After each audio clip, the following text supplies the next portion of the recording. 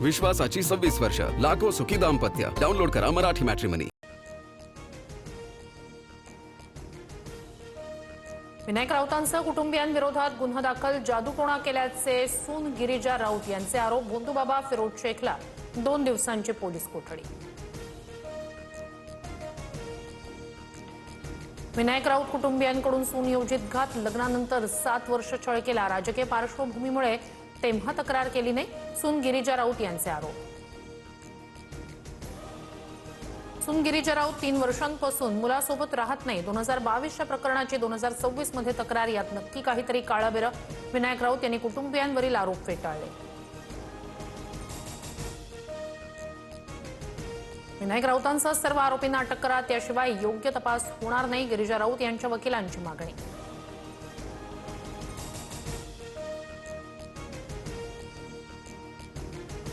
विनायक राऊत यांचा विषय कौटुंबिक, मात्र ठाण्यात गुन्हा दाखल होणं हे संशयास्पद. संजय राऊतांकडून शंका व्यक्त.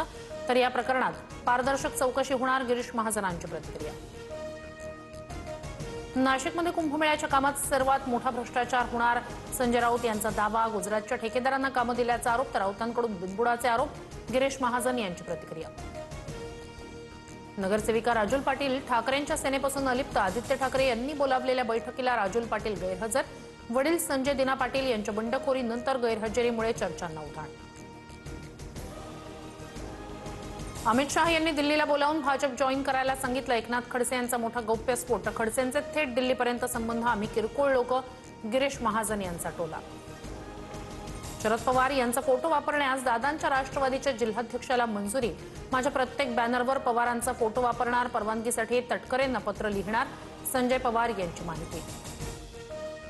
नागपूरमध्ये महारेल तर्फे निर्मित 9 प्रकल्पांचा लोकार्पण सोहळा. मुख्यमंत्री फडणवीसांसह केंद्रीय मंत्री नितीन गडकरी यांच्या हस्ते लोकार्पण. 4 रस्ते, उड्डाणपूल, 4 सबवेसह एका भुयारी प्रकल्पाचा समावेश.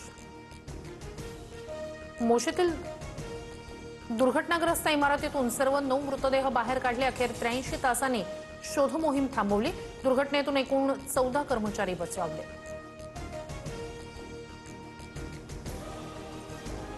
पिंपरीतील मोशी कचरा डेपो इमारत दुर्घटनेमुळे बंद. विविध सोसायटी आणि घरांमधून कचरा संकलन बंद झाल्यानं रस्त्यावरच कचऱ्यावर प्रक्रिया करणारे प्रकल्प वाढवण्याची गरज.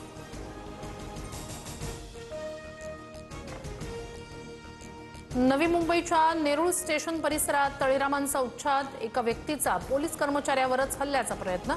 सोशल मीडियावर व्हिडिओ व्हायरल. नागरिकांमध्ये भीतीचं वातावरण. कायदा सुव्यवस्थेवरच प्रश्नचिन्ह. गडचिरोलीत सुरू होणाऱ्या लोहखनिज प्रकल्पावरून माओवाद्यांचं पत्र. लाल सलामचे बॅनर आणि पत्रक व्हायरल झाल्यानं पोलीस विभागात खळबळ. लोहखनिज कंपन्या पूर्णपणे बंद करा, पत्रात उल्लेख.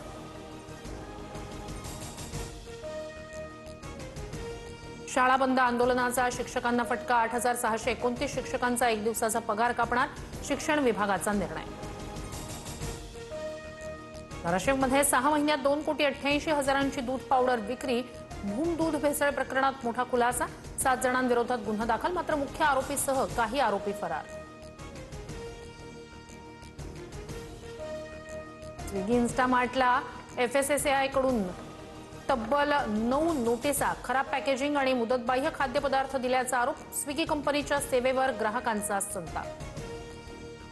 चीन आणि तैवानला बावी चक्रीवादळाचा मोठा तडाखा. 134 जण जखमी, तर 20 लाख लोकांचं स्थलांतर. खबरदारी म्हणून विमानांची 650 उड्डाणं रद्द.